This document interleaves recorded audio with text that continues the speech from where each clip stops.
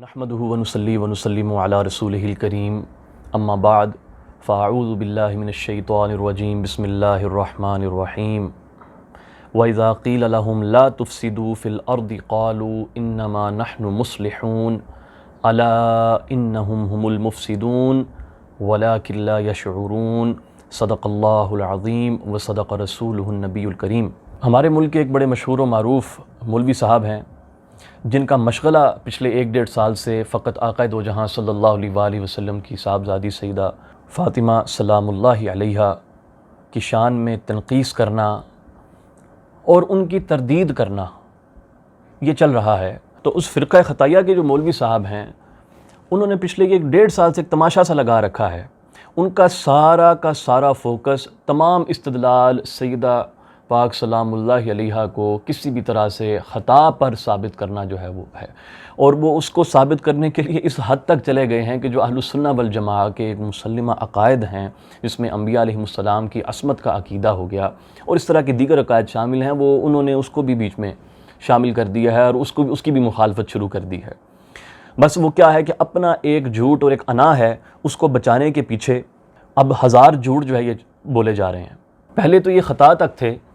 اب ان لوگوں نے ایک اور گھنونی قسم کی حرکت یہ کی ہے کہ ایک حدیث ریسنٹلی وائرل کر دی ہے پکڑ کے،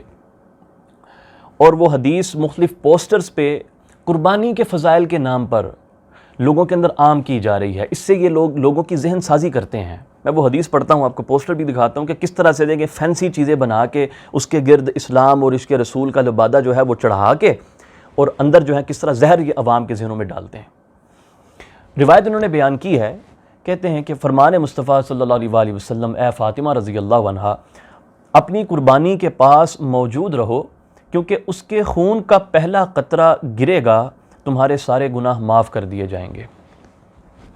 صرف اتنا ٹکڑا انہوں نے بیان کیا ہے روایت کا، اور جو بقیہ حدیث ہے اس کو چھوڑ دیا، راویوں کے اوپر جو حالات ہیں اس کو بھی چھوڑ دیا کہ کیا یہ بیان کرنے کے قابل ہے بھی یا نہیں۔ پوری روایت کو انہوں نے بیان نہیں کیا، اور آگے سے ان کے جو مقلدین ہیں جو صرف اپنے فرقے کی اور اپنے شیخ کی عبادت کرتے ہیں، ان کو اللہ اس کے رسول صلی اللہ علیہ وسلم سے کوئی غرض نہیں ہے، ان کی کوئی الائنس نہیں ہے آقا دو جہاں صلی اللہ علیہ وسلم کے ساتھ یا آپ کے اہل بیت علیہ السلام کے ساتھ۔ ان کی زندگی فقط اپنے فرقے کا دفاع ہے۔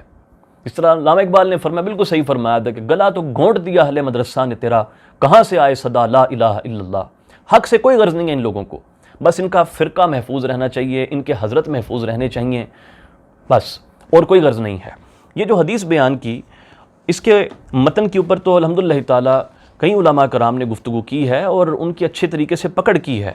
کہ اس حدیث کے اندر جو عقائد کے خلاف جو چیزیں آ جاتی ہیں وہ ہیں سو ہیں۔ تو فقیر نے یہ چاہا کہ اللہ پاک کے فضل و کرم سے اس کی توفیق سے اس کی سند پر بھی گفتگو کر دی جائے تاکہ پتہ چلے کہ کس طرح کی متروک اور ضعیف قسم کی مرویات کو پکڑ کے یہ استدلال کرتے ہیں سیدہ پاک سلام اللہ علیہ کے خلاف۔ یہ ان لوگوں کی علمی اوقات ہے۔ یہ جو حدیث ہے یہ 3 صحابہ سے بیان کی جاتی ہے کل ملا کے، ایک عمران بن حسین، ایک ابو سعید خدری اور ایک مولا علی کرم اللہ وجہ الکریم رضی اللہ عنہ۔ ان سے اس حدیث کو بیان کیا جاتا ہے۔ اب باری باری ایک ایک حدیث کی سند کا حال اور اس کے اندر جو متن میں کچھ چیزیں ہیں اس کو دیکھ لیتے ہیں کہ کیا ہے۔ سب سے پہلی جو حدیث ہے جو عمران بن حسین رضی اللہ عنہ کی حدیث ہے، اس کو حاکم نے بیان کیا، پھر یہ مسند رویانی میں بھی آتی ہے، پھر اس کو امام طبرانی نے معجم الاوسط میں اور معجم الکبیر میں بھی اس کو بیان کیا ہے، اور اس کی ساری سندیں جا کر راوی ہیں نضر بن اسماعیل البجلی، ان سے ملتی ہیں۔ وہ روایت کرتے ہیں اس کو ابو حمزہ الثمالی سے، وہ سعید بن جبیر سے، وہ عمران بن حسین سے، اور پوری حدیث اس طرح ہے کہ آقا دو جہاں صلی اللہ علیہ وآلہ وسلم نے ارشاد فرمایا کہ اے فاطمہ سلام اللہ علیہا تم اپنی قربانی کے پاس کھڑا ہوا کرو، کیونکہ اس سے ہوگا یہ کہ اس کا جب پہلا قطرہ گرے گا تو تمہارے سارے گناہ، یہاں تک کہ لفظ ذنب استعمال ہوا ہے کہ جو بھی تم نے گناہ کیے ہیں، ذنب کی ہے، وہ ساری معاف ہو جائے گی۔ اور اس کے بعد انہوں نے پوری حدیث بیان کرتے ہوئے آگے یہ لفظ آتا ہے کہ عمران کہتے ہیں کہ میں نے عرض کیا یا رسول اللہ صلی اللہ علیہ وسلم، ھذا لکا ولی اہل بیتی کا خاصتاً، کیا یہ آپ کے لیے اور آپ کی اہل بیت کے لیے خاص ہے یا پھر یہ تمام مسلمانوں کے لیے بھی ہے؟ تو آپ صلی اللہ علیہ وسلم نے ارشاد فرمایا کہ لا بل للمسلمین عامۃ، یہ تمام مسلمانوں کے لیے ہے۔ یہ پہلی حدیث ہے۔ اس کے متن کے اوپر تو ہم آتے ہیں، پہلے سند کا حال ذرا چیک کر لیں اس کا کیا ہے۔ اس کی سند میں 2 راوی، ایک نضر بن اسماعیل اور دوسرا راوی ہے جو ابو حمزہ، یہ دونوں ضعیف ہیں، ان کے اوپر کلام ہے۔ میں کلام بیان کر دیتا ہوں تاکہ بات جو ہے نا وہ کھل جائے۔ حافظ مزی تہذیب الکمال میں نضر بن اسماعیل کے ترجمہ میں ذکر کرتے ہیں جا کے کہ امام احمد بن حنبل نے فرمایا کہ یہ سندوں کو یاد نہیں کیا کرتا تھا، اس کو سند یاد نہیں ہوتی تھیں، اور آپ فرماتے ہیں کہ یعنی حدیثوں کو مکس کر دیا کرتا تھا۔ جب اس طرح کا راوی ہو نا کہ جو سندوں کو یاد نہ رکھ سکے اور مرویات کو مکس کر دے، تو اس کے اوپر اعتماد نہیں کر سکتے جب تک کہ اس ایک خاص سند کے اندر مطابق موجود نہ ہو، تاکہ ہمیں یقین ہو کہ یہ جو خاص روایت ہے اس کے اندر اس نے سند کو نہیں گڑبڑ کیا۔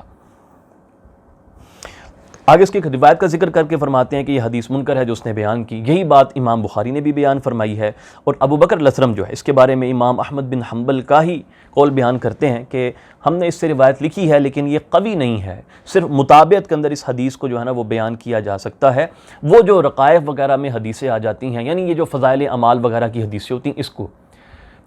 ان لوگوں کے ساتھ مسئلہ یہ ہے کہ یہ روایت فضائل اعمال کی بیان کر کے مسئلہ اوپر سے عقیدے کا اور عصمت سیدہ سلام اللہ علیہا کا اس کو ٹارگٹ کرتے ہیں لوگ، اس لیے اب یہ رقائق کا مسئلہ نہیں رہے گا اس روایت کے اندر، اور جن لوگوں نے بیان کی ان کے ذہن میں، ان کی نظر میں یہ چیزیں نہیں تھیں جو یہ لوگ اس سے مراد لے رہے ہیں۔ آگے آپ فرماتے ہیں اسی طرح یحییٰ بن معین نے کہا لیسا بشیء، پھر امام یحییٰ بن معین سے لا شیء یہ بھی روایت کیا گیا۔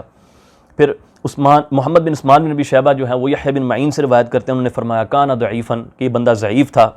اور اسی طرح یحییٰ بن معین نے یہ بھی کہا کہ تھا تو یہ صدوق، آنا صدوقن، لیکن اس کو یہ نہیں پتا تھا کہ یہ بیان کیا کر رہا ہے، اس کو سمجھ نہیں آتی تھی کہ اس کی زبان سے نکل کیا رہا ہے، یعنی حافظے میں پرابلم تھی، چیزوں کو مکس اپ کر دیا کرتا تھا۔ اجلی فرماتے ہیں کہ یہ ثقہ تھا۔ یعقوب بن شیبہ نے فرمایا کہ صدوق ہے، ضعیف الحدیث ہے، اس کا معنی یہ ہے کہ عدالت میں تو سچا ہے لیکن اپنے حافظے کے اندر اس کو پرابلم رہا کرتی تھی اور یہ سندوں کو مکس اپ کر دیا کرتا تھا۔ پھر یعقوب بن سفیان نے اس کو ضعیف لکھا۔ الغرض یہ کہ پھر امام ابو داؤد سے اس کو روایت کیا گیا، آپ نے فرمایا کہ اس کی روایتوں میں منکر مرویات ہوتی ہیں۔ ابو ذر اور نسائی نے کہا کہ یہ قوی نہیں ہوتا، دارقطنی نے اس کو صالح کہا ہے، صالح ہے یہ راوی، اور امام ابن عدی فرماتے ہیں کہ میں امید کرتا ہوں اس میں کوئی مسئلہ نہیں ہوگا۔ پھر حافظ ابن حجر عسقلانی تہذیب التہذیب میں فرماتے ہیں، ابن حبان کا قول انہوں نے بیان کیا اور فرماتے ہیں کہ یہ فحش قسم کی غلطیاں کیا کرتا تھا اور کثرت کے ساتھ اس کو وہم ہوا کرتے تھے، اور یہ اس وجہ سے یہ اس مرتبے تک چلا جاتا ہے کہ اس کو ترک کر دیا جائے۔ اور پھر امام حاکم ابو احمد جو ہیں، ابو احمد الحاکم، وہ فرماتے ہیں کہ یہ محدثین کے نزدیک قوی نہیں ہے، اور ساجی فرماتے ہیں کہ اس کے بعد منکر مرویات تھیں۔ یہ ایک پہلے راوی کا حال ہے جس کے اوپر آپ نے اپنے عقیدوں کو کھڑا کیا ہوا ہے اور اپنے اس غلیظ مقصد کو آپ اس طرح کے لوگوں کی مرویات سے جو ہے وہ لے کر چل رہے ہیں۔ اور اس کا دوسرا راوی اس کے اوپر، یعنی ایک ضعیف یہ ہو گیا، اگلا ضعیف سنیے، یہ جو اگلا یہ اہل سنہ کے ہاں ضعیف ہے، اور اس کا جو ایک دوسرا معاملہ جو ہے وہ بھی میں ساتھ بیان کر دیتا ہوں۔ اس کا نام ہے ابو حمزہ الثمالی۔ خود حافظ ذہبی نے المستدرک کے اندر نیچے اس کی تلخیص میں فرمایا ہے کہ ابو حمزہ ضعیف جداً ہے۔ اگر امام حاکم کوئی حدیث بیان کریں اور اس کے اوپر حافظ ذہبی کوئی حکم بیان کر دیں تو یہ ان لوگوں کی آخری پناہ گاہ ہوتی ہے کہ کسی بھی طرح سے اہل بیت علیہ السلام کے فضائل کو رد کر دیا جائے، اور اس کے اوپر پھر یہ ذہبی کے جو ہے نا اقوال لے کر آتے ہیں۔ ہاں البتہ جب یہ روایت بیان کی تو اس کو کھا گئے، یہ نہیں بتایا کہ ذہبی نے کیا کمنٹ کیا ہوا ہے اس کے اوپر۔ پھر اسی طرح اسی راوی کا ترجمہ جب امام مزی نے قائم کیا تہذیب الکمال میں، تو آپ فرماتے ہیں کہ عبداللہ بن احمد بن حنبل نے اپنے والد محترم امام احمد سے اس کے بارے میں کہا کہ ضعیف الحدیث ہے۔ پھر یہی قول امام یحییٰ بن معین نے بھی بیان کیا، ابو حاتم نے بھی یہی فرمایا کہ یہ قابل حجت نہیں ہے، جوزجانی نے کہا کہ یہ واہی الحدیث ہے، اور نسائی نے فرمایا کہ یہ ثقہ نہیں ہے، لیسا بثقہ، اور یہاں تک کہ امام ابن عدی فرماتے ہیں کہ اس کی روایتوں میں ضعف بالکل واضح ہوتا ہے، اور یہ ضعف کے زیادہ قریب ہے، اس کی مرویات میں ضعف بالکل واضح ہوتا ہے۔ اور پھر حافظ ابن حجر عسقلانی تہذیب التہذیب میں جا کے فرماتے ہیں ابن سعد نے کہا کہ یہ ضعیف ہے۔ پھر اسی طرح دیگر اقوال بیان کرتے ہیں کہ یعقوب بن سفیان نے ضعیف کہا، اور دارقطنی نے اس کو متروک کہا، اور پھر امام ابن حبان نے یہ کہا کہ یہ کثیر الوہم تھا، اور یہاں تک کہ اگر کسی روایت میں یہ منفرد ہو جائے تو اس کو آپ قابل حجت نہیں مان سکتے۔ پھر اس کے علاوہ اس کو غالی شیعہ بھی کہا گیا ہے، اقیلی نے، دولابی نے، ابن جارود، ان سب نے اس کو ضعفاء میں شمار کیا۔ یہ تو اس کا اہل السنہ والجماعہ کی طرف سے یہ اینگل ہے۔ اب اس کا ایک دوسرا اینگل میں اس راوی سے متعلق بتا دیتا ہوں، وہ یہ ہے، اس کو زرکلی نے بیان کیا ہے اپنے اعلام کے اندر۔ وہ کہتے ہیں کہ یہ امامیہ جو ہیں، یعنی اہل تشیع جو ہیں، ان کے ہاں یہ ثقہ ائمہ حدیث میں سے ہے، اور اس سے بعد اہل سنت نے بھی روایت کیا ہے۔ اور اس کی خاص بات دیکھیے، شاید اس وجہ سے ایک یہ وجہ بھی نظر آتی ہے، اس کے اوپر اتنی بڑی جو ہے نا وہ تہمت لگا دیتے ہیں کہ رافضی ہے، یہ شیعہ ہے، تماشا بنایا ہوا ان لوگوں نے، وہ یہ کہ اس کے 3 بچے سیدنا زید بن علی علیہ السلام ان کے ساتھ ظالموں کے خلاف جہاد کرتے ہوئے شہید ہوئے تھے، اس کے 3 بچے۔ اور اس کے بارے میں امام علی بن موسیٰ رضا فرمایا کرتے تھے کہ یہ اپنے زمانے کا لقمان ہے، یعنی حکمت کی وجہ سے، اور اس کی کچھ کتابیں بھی ہیں۔ تو یہ اہل تشیع کی طرف سے میں نے اس کا حال جو ہے وہ بیان کر دیا امام زرکلی کی کتاب سے۔ البتہ اہل سنت کے ہاں یہ راوی ضعیف ہے۔ تو اس پہلی سند کے اندر تو یہ 2 ضعفاء ہیں، یعنی یہ حدیث ضعیف جداً کے درجے پر چلی جاتی ہے، یہ 2 ضعفاء اس کے اندر۔ اس سے آپ کس انداز میں آپ جو ہے وہ عقیدہ بناتے ہیں، کس طرح سے آپ اس کو کہتے ہیں، اس کو فضائل کا جو ہے نا وہ بہانہ بنا کے اس کو آپ قبول کرتے ہیں۔ اب آ جائیں اس کے متن کی طرف۔ اس کے متن میں سب سے پہلے تو یہ دیکھیے کہ صحابی اس میں یہ کہتے ہیں کہ یا رسول اللہ صلی اللہ علیہ وسلم ھذا لک، یا رسول اللہ آپ کے بھی جو ذنب ہیں، آپ کی بھی جو ذنوب ہیں، آپ کے بھی جو گناہ ہیں، نعوذ باللہ من ذالک، وہ بھی اس سے معاف ہو جائیں گے۔ اب اس کا ترجمہ تو یہی بنتا ہے نا یہاں پر، ھذا لک ولی اہل بیتک، کیا آپ کے گناہ بھی؟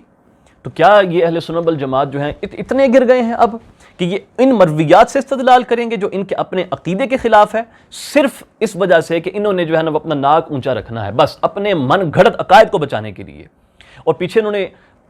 تماشا کیا بنا رکھا ہے کہ یہ در حقیقت سیدنا ابوبکر صدیق رضی اللہ عنہ کی شان کا دفاع کر رہے ہیں۔ یہ ان کے ذہنوں میں چل رہا ہے کہ یہ رافضیت کا رد ہو رہا ہے، شیعیت کا رد ہو رہا ہے، اور سیدنا ابوبکر صدیق رضی اللہ عنہ کی شان کا دفاع ہو رہا ہے۔ ان کی مثال بالکل ایسے ہے کہ جیسے ایک گھر میں 2 لوگ رہتے تھے، تو دونوں کے الگ الگ پلیٹیں تھیں جس میں وہ کھانا کھایا کرتے تھے۔ ایک دن ایک شخص نے دوسرے کی پلیٹ میں اپنا کھانا رکھ کر کھا لیا، دوسرے نے بدلے کے طور پہ کہا کہ کیونکہ تو نے میری پلیٹ میں کھانا رکھ کر کھایا ہے، اب میں تیری پلیٹ میں گندگی رکھ کر کھاؤں گا۔ یہ لوگ یہ حرکتیں کر رہے ہیں کہ اب دوسرے کی پلیٹ میں گندگی رکھ کر اب اس کو کھانا چاہ رہے ہیں۔ اور یہی وجہ ہے کہ انہوں نے پوری روایت بیان نہیں کی کہ اس روایت کا جو بقیہ سیاق و سباق ہے وہ کیا کہتا ہے۔ فقط گناہ کی نسبت یہاں پر سیدہ پاک سلام اللہ علیہ کی طرف نہیں جاتی۔ اور سیدنا ابوبکر صدیق رضی اللہ تعالیٰ کو ایک لمحے کے لیے آپ اہل السنہ والجماعہ ایک مرتبہ امیجن کیجئے، کیا ان کو اس بات پر خوشی ہوگی کہ آپ نے پچھلے 1.5 سال سے نبی کریم صلی اللہ علیہ وسلم کی صاحبزادی کے اوپر یہ تماشا لگا رکھا ہے، ان کے دفاع کے نام پہ تماشا لگا رکھا ہے؟ ان کو اس پر خوشی ہوگی کہ ہاں دیکھیں کتنے اچھے لوگ ہیں، مجھ سے محبت کرتے ہیں، میرا دفاع کر رہے ہیں۔ انا للہ و انا الیہ راجعون۔ یہ تو ایک پہلی روایت کا حال ہے۔ اب دوسری روایت کی طرف چلتے ہیں۔ اس کو بھی حاکم نے شاہد کے طور پر بیان کیا ہے، اور وہ روایت آتی ہے داؤد بن عبد الحمید سے، وہ روایت کرتے ہیں اس کو عمر بن قیس سے، وہ عطیہ سے، اور وہ ابو سعید الخدری رضی اللہ عنہ سے، کہ وہی روایت انہی الفاظ کے ساتھ جاتی ہے، البتہ اس کے اندر لفظ یہ ہیں کہ یا رسول اللہ صلی اللہ علیہ وسلم کہ سیدہ پاک نے یہ سوال کیا۔ وہاں پر عمران سوال کر رہے تھے اور سمہا وہ ایک ہی مجلس میں موجود تھے، سیدہ پاک بھی اسی مجلس میں تھیں، وہاں پر عمران بن حسین بھی بیٹھے ہوئے تھے، اور اس روایت کے مطابق سیدہ پاک نے یہ سوال کیا، قالت یا رسول اللہ صلی اللہ علیہ وآلہ وسلم ھذا لنا اہل البیت خاصۃ، کیا یہ ہم اہل بیت علیہم السلام کے لیے ہے؟ اور لنا چونکہ جمع متکلم کا صیغہ ہے اس لیے اس کے اندر نبی کریم صلی اللہ علیہ وسلم کی ذات پاک بھی شامل ہے۔ تو کیا یہ روایت کے الفاظ وہاں تک جا رہے ہیں کہ کیا یہ آپ کے گناہوں کی بھی مغفرت اس کے ساتھ ہو جائے گی، یا پھر یہ ہمارے لیے بھی ہے اور تمام مسلمانوں کے لیے بھی ہے؟ او لنا وللمسلمین عامۃ، تو آپ نے فرمایا کہ بل لنا وللمسلمین عامۃ، یہ ہمارے لیے بھی ہے اور یہ مسلمانوں کے لیے بھی ہے۔ اب اس روایت کے اندر ایک تو سب سے پہلے یہ دیکھیے کہ جو عطیہ لوفی ہے وہ اس کے اندر موجود ہے، آگے پیچھے آپ لوگ دیوار پہ سر دے مارتے ہیں کسی بھی طرح سے اس راوی کو ضعیف ثابت کر دیں، حالانکہ ضعیف راوی نہیں ہے کوئی۔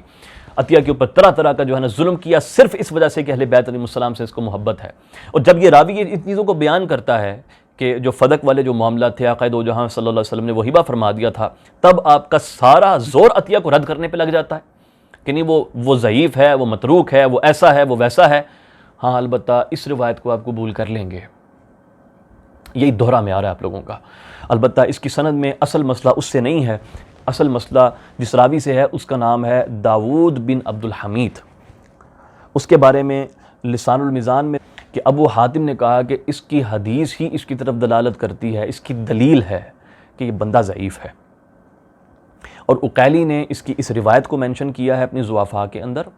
اسی روایت کو، اور کہا اس کی کوئی مطابقت نہیں ہوتی، اور ازدی نے پھر کہا کہ یہ منکر الحدیث ہے، اور حافظ ابن حجر نے اس کے اوپر یہ بھی اضافہ فرماتے ہیں کہ ابو حاتم پہلے اس کے بارے میں کہتے تھے کہ میں نہیں جانتا کہ بندہ کون ہے۔ تو ایک تو یہ اینگل ہو گیا۔ البتہ عطیہ اوفی سے متعلق بھی یہ دیکھ لیں کہ اس روایت کو لکھنے کے بعد عطیہ اوفی کے اوپر کلام کیا ہے اور لکھا ہے کہ واہن یعنی متروک ہے وہ آپ کو نظر نہیں آتا۔ یہ کس طرح کا دوہرا معیار ہے، کس طرح کا دوہرا معیار ہے؟ اس سے سیدھی سی بات ہے کہ آپ کو اپنا گھڑا ہوا مسلک پسند ہے، اسی کا دفاع مقصود ہے، دین اسلام سے، آقا دو جہاں صلی اللہ علیہ وسلم کی اہل بیت سے، اکابر صحابہ سے کوئی غرض نہیں ہے آپ کو، آپ نے صرف اپنے گھڑے ہوئے عقائد جو ہے نا بس وہی بچانے ہیں، یہ حقیقت ہے۔ اب جو تیسری حدیث اس باب میں جو بیان کی جاتی ہے وہ دیکھ لیجئے، اس کا متن جو ہے نا وہ پوسٹ کے طور پر بیان کیا گیا ہے، جو بنا کر دکھایا گیا، اس کا حال دیکھ لیں۔ یہ اب بن حمید نے اس کو مسند میں بیان کیا، پھر سنن کبریٰ جو امام بہقی کی ہے اس میں بھی یہ روایت آتی ہے، اور اس کی ساری سندیں ایک ہی راوی کے اوپر جا کر ملتی ہیں، اور اس راوی کا نام ہے عمر بن خالد۔ وہ اس کو اہل بیت علیہم السلام سے ان کی سند سے اوپر سے روایت کرتا ہے۔ ہاں، اس کے اندر صرف لفظ یہ ہیں، اس میں نبی کریم صلی اللہ علیہ وسلم کی طرف اشارہ نہیں ہے کہ ابو سعید خدری رضی اللہ تعالیٰ عنہ نے پھر یہ سوال کیا، پورا واقعہ وہی ہے۔ اب یہاں پر ابو سعید خدری جو ہیں کھڑے ہو کر وہ سوال کر رہے ہیں، عجیب سا قصہ ہے، کچھ ڈیسائیڈ نہیں ہے، متن میں اضطراب ہے الٹا سیدھا۔ وہ کہتے ہیں کہ یا رسول اللہ صلی اللہ علیہ وسلم، کیا یہ صرف آل محمد صلی اللہ علیہ وسلم کے لیے خاص ہے یا پھر یہ باقی لوگوں کے لیے بھی ہے، یا پھر یہ بقیہ لوگوں کے لیے بھی ہے؟ تو آپ نے فرمایا کہ نہیں، آل محمد کے لیے بھی ہے اور یہ بقیہ لوگوں کے لیے بھی ہے صلی اللہ علیہ وآلہ وسلم۔ اس میں نبی کریم صلی اللہ علیہ وسلم کی طرف اشارہ نہیں ہے۔ البتہ اس کے اندر اب جو راوی ہیں عمر بن خالد، ان کا معاملہ یہ ہے کہ یہ متروک، حد درجے کے متروک راوی ہیں، بعضوں نے ان کو کذاب تک کہا ہوا ہے۔ میں تہذیب الکمال سے چند ایک اقوال اس کے اوپر پڑھ دیتا ہوں۔ امام احمد بن حنبل فرماتے ہیں یہ متروک الحدیث ہے، کچھ بھی نہیں ہے۔ ابو بکر الاسرم اس کو امام احمد سے روایت کرتے ہیں، آپ نے فرمایا کہ یہ کذاب ہے، اور یہ زید بن علی عن آبائہ اس سند کے ساتھ، اہل بیت علیہم السلام کی سند سے موضوع قسم کی حدیثوں کو بیان کیا کرتا تھا۔ یحییٰ بن معین کہتے ہیں یہ کذاب ہے، غیر ثقہ ہے، نامامون ہے۔ اس طرح آپ نے ایک اور مقام پر اس کو کہا کہ کذاب ہے، لیسا بھی، یہ کچھ بھی نہیں ہے۔ اسحاق ابن راہوی جو ہیں وہ، اور ابو زرع نے کہا کہ یہ حدیثوں کو گھڑا کرتا تھا۔ ابو حاتم کہتے ہیں متروک الحدیث، ذاہب الحدیث۔ پھر آجری اس کے بارے میں کہتے ہیں کہ میں نے ابو داؤد سے سوال کیا تو آپ نے فرمایا کہ یہ کذاب ہے، اور دوسرے مکان پہ آپ نے فرمایا کہ لیسا بھی ہے، کچھ بھی نہیں ہے، یعنی متروک ہے۔ اور وکیع کہتے ہیں کہ یہ ہمارا پڑوسی تھا، تو ہمارے اوپر اس کا جھوٹ جب کھل گیا تو یہ ہم چھوڑ کے چلا گیا اس علاقے کو۔ اور پھر کئی اور لوگوں نے بھی وکیع سے اس کو بیان کیا ہے، وہ فرماتے ہیں کہ کان فی جوارنا یدع الحدیث، ہمارے ساتھ ہوتا تھا اور یہ حدیثوں کا گھڑا کرتا تھا، ہمارے ساتھ پاس ہی رہا کرتا تھا یہ۔ نسائی کہتے ہیں لیسا بثقہ۔ یہ جو حدیث آپ نے بیان کی ہے نا، جس سے آپ کا عقیدہ بچ جاتا ہے کہ اس میں نبی کریم صلی اللہ علیہ وسلم جو ہے نا وہ شامل نہیں ہیں، وہ تو حدیث ہی موضوع ہے نا سرے سے، اس کو تو آپ لا ہی نہیں سکتے۔ اب یہ دو متروک سندیں ہیں، اور ایک وہ سند ہے ضعیف جداً، دو سندیں ہیں، اور ایک وہ ہے جس کے اندر اس طرح کا راوی جس کو آپ کنسیڈر ہی نہیں کر سکتے۔ اس طرح کی روایتوں کو پکڑ کے آپ سیدہ پاک سلام اللہ علیہا کے اوپر یہ تہمت لگاتے ہیں کہ آپ نے گناہ کیے ہیں۔ کوئی خدا کا خوف کریں، کچھ حیا کریں۔ یہ تو آپ لوگوں کے جرح و تعدیل کے باب میں علم کا حال ہے، آپ لوگوں کو اندازہ ہی نہیں، اور موضوعات بیان کرنے پر آپ آتے ہیں، جھوٹ پر جھوٹ آپ لوگ بیان کرتے ہیں۔ ہاں البتہ کوئی اہل بیت علیہم السلام کی شان میں کوئی روایت بیان کر دی ہوتی تو پھر آپ کا جرح و تعدیل بھی جاگ جانا تھا، آپ کو اصول فقہ بھی یاد آ جانے تھے، آپ کے عقیدے بھی کھڑے ہو جانے تھے سارے،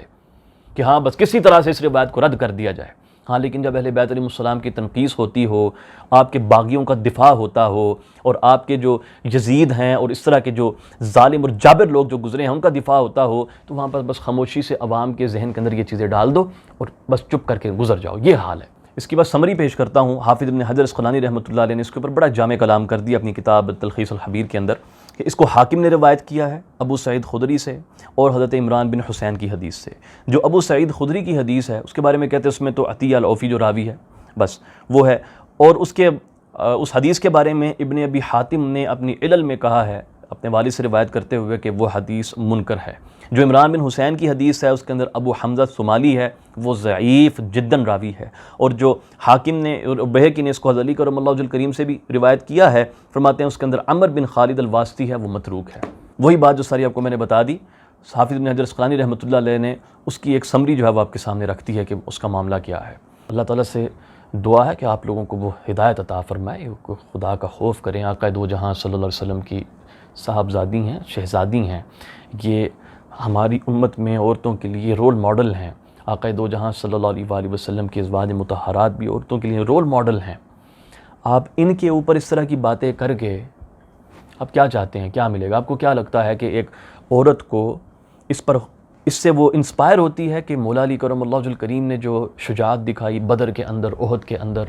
اور جو حضرت عثمان غنی رضی اللہ تعالیٰ عنہ نے جو اللہ کی راہ میں جو مال خرچ کیا، اور ابوبکر صدیق رضی اللہ عنہ نے جو آقا دو جہاں صلی اللہ علیہ وسلم کے ساتھ وفا کی، ان کو ان سے انسپائریشن ملتی ہے؟ ان کے لیے انسپائریشن ہے یہ پاک ہستیاں، سیدہ پاک سلام اللہ علیہا، جن میں سب سے سر فہرست ہیں۔ اگر آپ ان کو ہی ٹارگٹ کر دیں گے تو آپ کیا چھوڑتے ہیں اپنی ماؤں بہنوں کے لیے، بیٹیوں کے لیے؟ آپ کو کچھ حیا کرنی چاہیے کہ آپ نبی کریم صلی اللہ علیہ وسلم کی آل پاک کے ساتھ کر کیا رہے ہیں۔ اور حق یہ ہے کہ حق کی اتباع کی جائے، فرقے کو نہ پوجا جائے۔ واللہ ورسولہ اعلم۔ السلام علیکم ورحمۃ اللہ وبرکاتہ۔